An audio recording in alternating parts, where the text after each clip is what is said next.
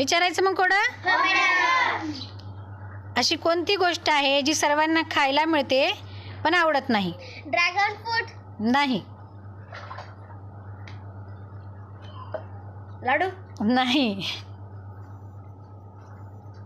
खाण्याचं चित्र. नाही. अशी कोणती गोष्ट आहे जी सर्वांना मिळते खायला पण खायला आवडत नाही?